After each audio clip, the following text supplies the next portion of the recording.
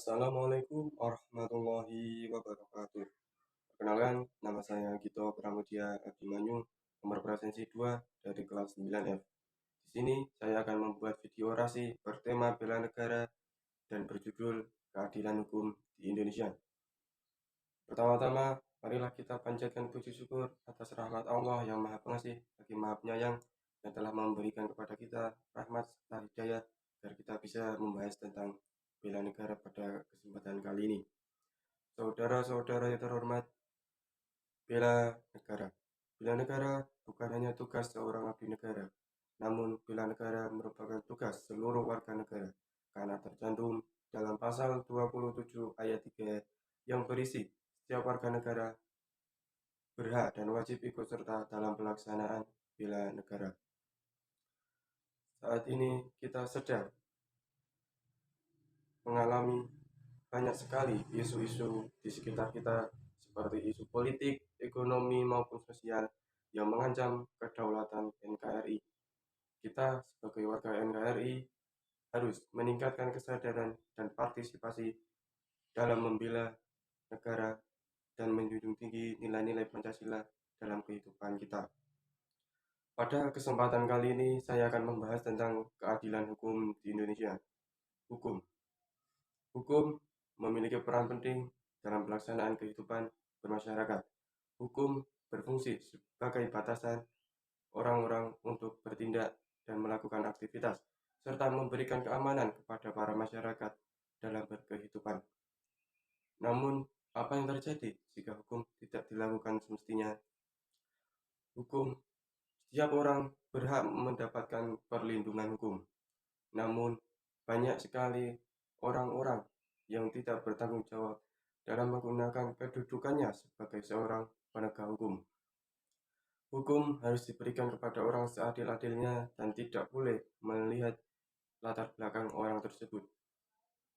Namun, banyak sekali para petinggi-petinggi hukum yang menggunakan kedudukannya dengan tidak bertanggung jawab. Contohnya seperti diskriminasi dalam penegakan hukum, korupsi yang merajalela, ketidakmampuan aparat penegak hukum, dan ketidakadilan serta ketidaktanggung-jawaban para aparat penegak hukum dalam memberikan keadilan hukum. Hal ini dapat menyebabkan ketidakpercayaan masyarakat terhadap hukum-hukum di Indonesia.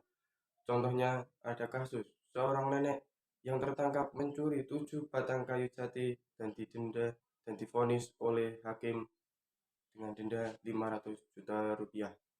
Sedangkan di sisi lain ada berita yang sedang viral dan hangat diperbincangkan, yaitu korupsi timah yang sampai merugikan negara hampir 300 triliun rupiah dan divonis oleh hakim hanya dengan 6,5 tahun penjara dan denda sebesar 1 miliar rupiah dengan alasan terdakwa bersikap sopan dan baik saat di ruang pengadilan. Hukum macam apa ini? Seharusnya hukum diberikan kepada seseorang dengan adil, sesuai dengan apa yang dia lakukan dan apa yang dia langgar. Walaupun itu masalah yang sangat sepele maupun sangat kecil, harus diberikan seadil-adilnya. Seorang penegak hukum harus bertanggung jawab dalam memberikan hukum kepada orang-orang tanpa pandang bulu dan tanpa pandang latar belakang. Tidak ada itu yang namanya penyogokan hukum. Hukum tidak bisa dibeli. Namun banyak sekali orang-orang yang menyepelekan hal-hal tersebut. Kita sebagai warga negara Indonesia wajib membela keadilan hukum di Indonesia dan menjunjung tinggi nilai-nilai Pancasila dalam berkehidupan.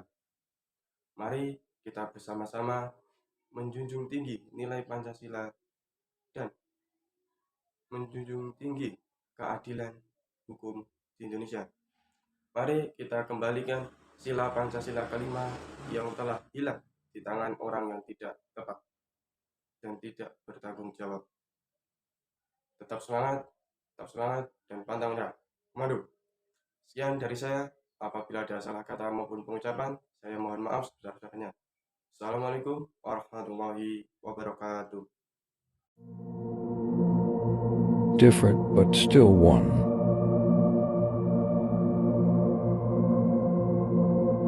Harmonize differences strengthen unity for a strong Indonesia.